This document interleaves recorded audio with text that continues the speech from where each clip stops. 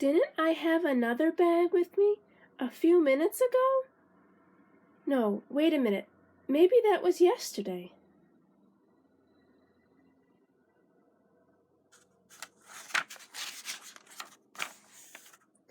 Say, I'm really sorry. I'm afraid this book hasn't been as interesting as I had hoped.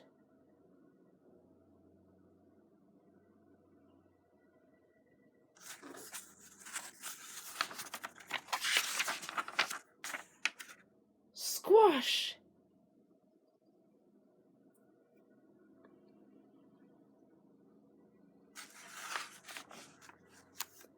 That's funny. That bag was full of tomatoes. I wonder why anyone would leave a bag full of tomatoes on this bench. That was your other bag, Big Bird.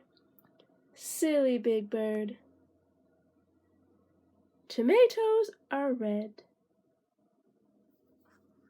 And Big Bird squashed the tomatoes.